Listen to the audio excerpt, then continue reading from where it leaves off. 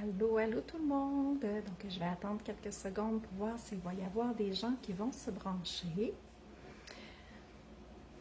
en cette pleine lune qui s'en vient dimanche matin à 4 heures du matin exactement.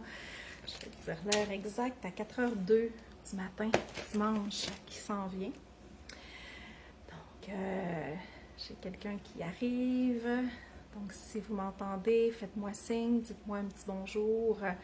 Dites-moi comment vous accueillez cette énergie de pleine lune-là qui s'en vient. Donc, Geneviève Gagné, astrologue, tarologue, enseignante de Kundalini Yoga. Donc, très passionnée par l'astrologie.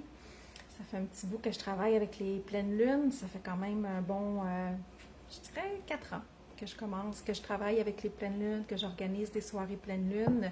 Justement, après le live, je vais me diriger vers mon studio pour pouvoir offrir une soirée pleine lune. Si jamais il y en a qui veulent s'ajouter, vous êtes les bienvenus. Juste à me laisser un petit message. La séance est 35 $. Donc, comment vous sentez-vous dans ces énergies-là? Je pourrais commencer par dire un peu comment moi je me sens. Hein? Une énergie, soleil en Sagittaire, lune en Gémeaux. Signe d'air, signe de feu, mélange quand même assez explosif.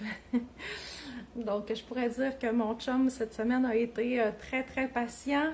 Je pourrais le nommer Saint Jimmy. Donc, je ne sais pas s'il va être à l'écoute ce soir, mais on va le féliciter d'avoir enduré un peu mes humeurs prémenstruelles et en plus énergie de pleine lune.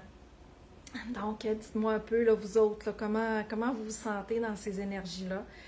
Il y a quand même plusieurs aspects aussi. Je viens de parler du soleil, j'ai parlé de la lune, je parle aussi, il y a certains aspects qui sont quand même assez, je dirais challengeants, un petit peu crunchy. Donc ça se peut que ça brasse quand même un peu. Je vous dirais au niveau du brouillard mental, moi c'est beaucoup à ce niveau-là. Le brouillard mental où des fois tu essaies d'avoir de la clarté, tu essaies de réfléchir avec justesse. Puis, il n'y a pas d'idée claire qui s'en vient. T'sais. J'aurais le goût de comparer ça un peu comme à l'eau d'une rivière, ou bien plutôt d'un lac, puisqu'une rivière, l'eau est quand même toujours agitée. L'eau d'un lac, c'est vraiment, quand il y a du vent, quand il vente, l'eau est brouillée, donc tu peux voir ton reflet, mais tu ne vois pas tes traits. Tu vois pas tes traits bien définis. Puis, oups, quand le vent tombe, ben là, tu vois l'eau claire. Ben, moi, je te dirais que présentement, c'est dans l'eau embrouillée quand il y a du vent. Donc, je viens de dire signe d'air, signe de feu. Donc, l'air active le feu. C'est quand même assez intense comme énergie. Puis, quand je parle de brouillard mental aussi, c'est beaucoup parfois, ce soir, je vais avoir envie de parler de fuite aussi.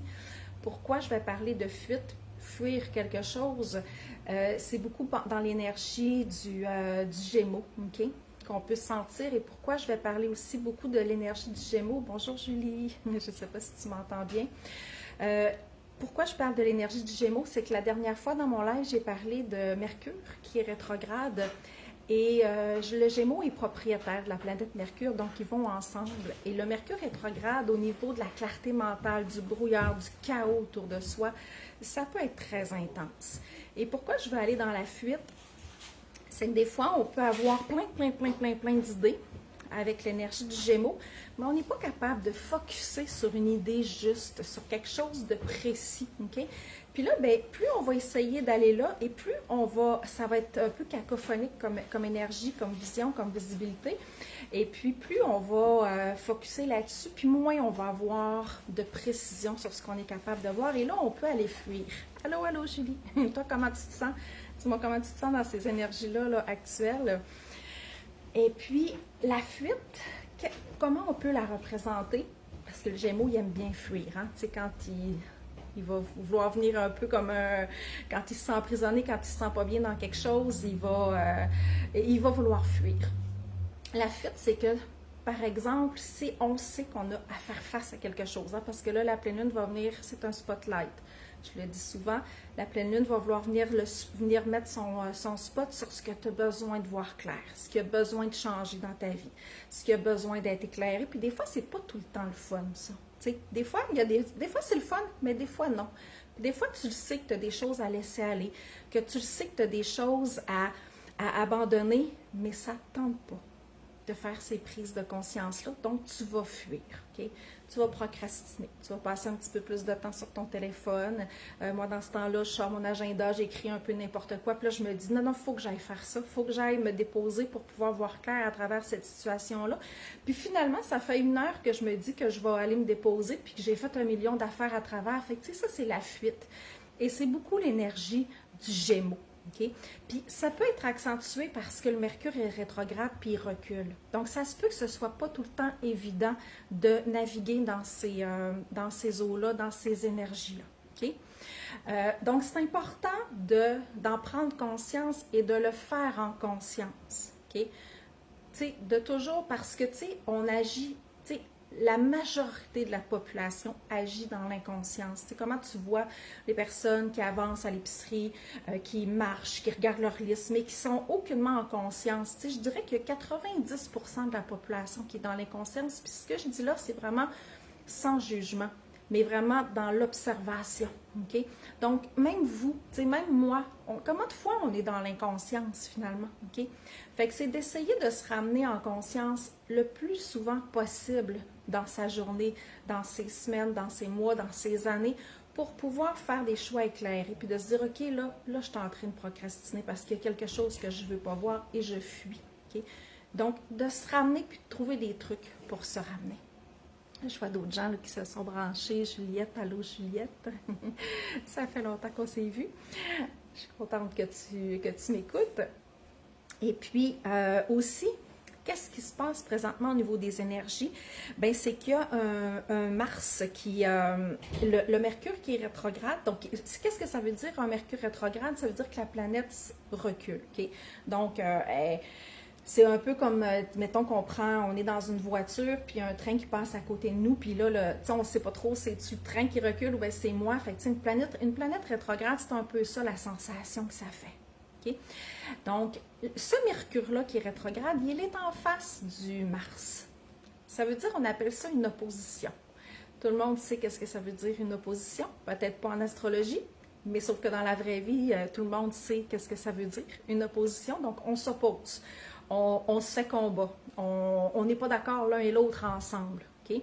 Donc, le Mars, qui est une planète qui peut être très, très violente quand elle s'y met, en plus, face au Mercure rétrograde, donc ça peut créer des conflits. Est-ce que vous en avez eu des conflits dernièrement? Avez-vous eu la misère à vous comprendre? Avez-vous eu la misère à rentrer en communication avec certaines personnes? Donc, c'est ça que ça peut causer. OK? Et ça peut être, j'ai pas regardé encore si ça va être un aspect qui va être encore là dans le temps des fêtes, mais ça nous invite à être calme, OK? Ça nous invite à reconnecter au cœur. Là, on est dans des signes d'air, des signes de feu. Donc là, c'est important de prendre souvent des moments pour venir se déposer au cœur pour ne pas aller dans les conflits, OK? De vraiment se ramener à soi pour éviter ces situations-là. En plus, dans le temps des fêtes, on va être connecté avec plein de monde. Des fois, il y a des gens avec qui ça nous tente d'être, mais des fois, il y a des gens avec qui ça ne nous tente pas d'être. Okay? Donc, de toujours penser que si vous ressentez souvent de la colère qui monte, ben c'est beaucoup les planètes actuelles qui sont dans le ciel qui vont vous ramener à ça. Donc, de vraiment faire attention à ça et de s'en éloigner. Parce que oui, on le sait, OK? Que c'est là, mais il ne faut pas s'en servir pour se dire, ben regarde, je peux me chicaner avec mon beau-frère ou ma belle-sœur, c'est de la faute à Mars. Vous savez que c'est pas dans ma vision des choses que de voir les affaires comme ça. Mais de plutôt se dire, OK, pourquoi j'ai envie de rentrer maintenant en conflit avec cette personne-là? Qu'est-ce que cette personne-là vient chercher à l'intérieur de moi? Puis là, maintenant, ben, je cesse de le fuir et j'y fais face. Okay? Parce que ça, encore là, c'est des choses qu'on a besoin de voir. Le travail sur soi, c'est un travail qui est constant et qui est toute notre vie. Okay? J'ai eu une cliente, justement, je ne sais pas si elle va m'écouter, puis sûrement qu'elle va se reconnaître, mais évidemment, pour la confidentialité, on nomme pas le nom. Donc, la personne travaillait sur elle, puis elle voyait des gens autour d'elle qui ne travaillaient pas sur eux. Puis elle se demandait si c'était normal. Tu sais, oui, mais je vais-tu avoir fini un jour de travailler sur moi? Ben non! Quand on ouvre la porte sur le travail sur soi, c'est constant et c'est toute notre vie, OK?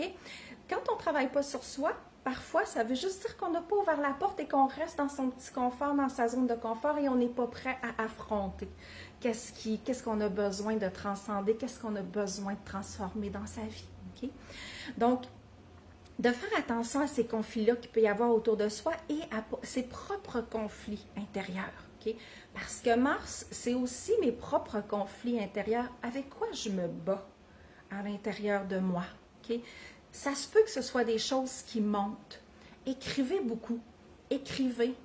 Parlez aussi à voix haute pour vraiment dire qu'est-ce qui se passe en soi parce que c'est vraiment des choses qui vont monter dans les prochains, je dirais, là, dans les prochaines 2 semaines, comme il faut, c'est vraiment des choses qui peuvent monter. Tu sais, moi, j'ai eu beaucoup de colère contre moi, bon, de ne pas être fière pour telle raison, pourquoi que ça ne marche pas comme je voudrais, pourquoi si, puis de m'en vouloir à moi, plutôt que de voir, OK, ben maintenant, je vais faire face à ça, puis non, j'ai fait du mieux que je pouvais, mais maintenant, c'est quoi je peux changer? Tu sais, on va être challengé par ces planètes-là. Je vois qu'il y a quand même quelques personnes là, qui sont à l'écoute. Faites-moi signe là, si vous avez des choses à dire là-dessus sur comment viennent vous challenger les énergies de la pleine lune. En tout cas, moi, elle me challenge, puis ça fait vraiment je dirais un bon 10 jours que l'énergie me challenge. Donc, ça se peut que toi aussi, là, ça fasse ça, évidemment. Même les rêves. Regarde, c'est quoi tes rêves? À quoi tu rêves la nuit? Ces temps-ci, tu sais.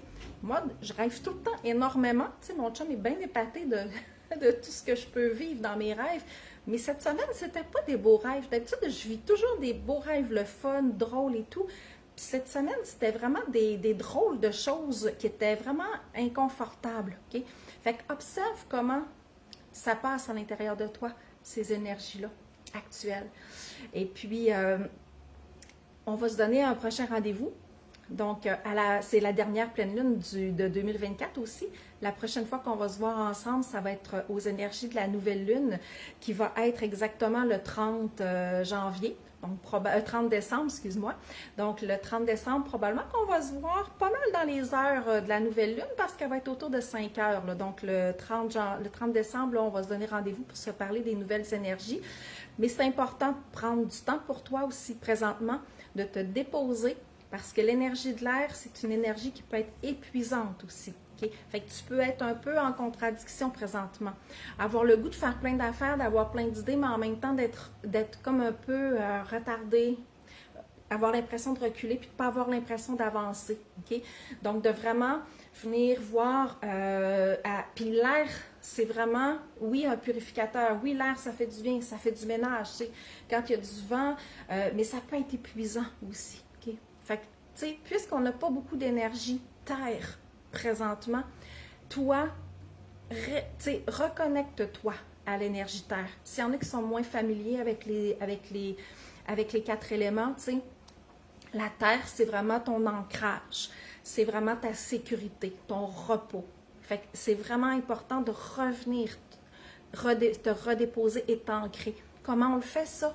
Repos, nature, marche, du sport. Sport, mais pas trop feu. Donc, je dirais plutôt de la marche. Des méditations, respiration, ça va vraiment te reconnecter à l'élémentaire. Okay?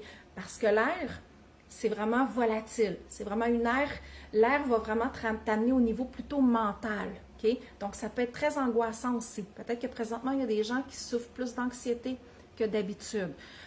Donc, si ça t'arrive, reconnecte-toi à ton corps, à tout ce qui est terrestre, à tout ce qui est plutôt concret, fait du ménage. Tu sais, pense à tout ce qui est touché, vraiment tout ce qui est très, très concret. OK? Ensuite de ça, tu sais, vu qu'on est dans cette énergie-là, c'est pas le temps non plus, puis qu'il y a beaucoup de feu aussi, c'est pas le temps de faire des choses qui sont très, très actives. OK? Peut-être que si toi, tu te sens moins dans les énergies plus difficiles, tu peux y aller, mais admettons que tu te sens plus angoissé et tout, dépose-toi. C'est vraiment le temps de te déposer. OK? Si tu as des questions, n'hésite pas à me les poser. N'hésite pas à m'écrire aussi, même après le live va rester là en différé sur ma page là, pour environ 30 jours, parce qu'après ça, à un moment donné, les énergies changent. Fait que quand même que tu écouteras ce live-là dans 6 mois, ce ne sera pas du tout les mêmes énergies. Donc, je vais le laisser sur mon mur pour que tu puisses le réécouter. Prends le temps d'écrire, tu sais, si tu as des congés pendant le temps des fêtes, puis de voir un peu à tout ça. Et si aussi tu veux prendre un rendez-vous avec moi, bon, pour l'astrologie, ça va quand même juste à la fin janvier. Si tu veux prendre un rendez-vous avec moi en tarot, j'ai le 27-28 décembre où j'ai mis 2 journées de tarot express pour pouvoir planifier ton année 2025. Et évidemment, je ne travaille pas avec un tarot qui est divinatoire dans le sens que, tu sais, des fois c'est drôle parce que je me fais demander est-ce que tu lis l'avenir? Non, je ne lis pas l'avenir. Oui, on voit des choses qui vont arriver, mais c'est plus de la guidance, OK? Faut que tu t'attendes à ce que parfois les réponses ne font pas nécessairement ton affaire. Tu sais, des fois, j'ai des gens qui sont dans la procrastination dans leur vie, puis ils souhaitent que le tarot leur dise tout d'un coup, ta vie va changer, mais tu n'auras rien à faire pour la changer. Tu sais. Tu veux un chum, ça fait longtemps, et puis, oups, tu fais rien pour en avoir un, ou tu fais plein de choses, mais pas les bonnes choses. Puis là, oups, ben, t'attends à ce que le tarot te dise, ah oui, oui, l'amour de ta vie va s'en venir, puis il va cogner à ta porte, puis il va être là. Tu sais, non. Le tarot que je fais, ce n'est pas ça. C'est vraiment de la guidance pour vraiment venir clarifier certaines choses. Si tu hésites entre deux éléments, de venir préciser tes actions qu'il a posées et tout. Okay? Donc, on ne va pas tout chercher dans le tarot que je fais, aller chercher comme l'impossible non plus. Donc, les 27-28, j'ai encore des disponibilités. Bien, ça m'a fait plaisir de te donner un peu les grandes lignes de ce qui se passe là, actuellement dans le ciel et sur la terre. Donc, par répercussion, on ressent les énergies du ciel. Et écris comment tu te sens. Je vais lire tous les messages là, par la suite après le live. Je te souhaite une magnifique pleine lune dimanche, puis une super belle fin de semaine et profites-en pour aller t'ancrer.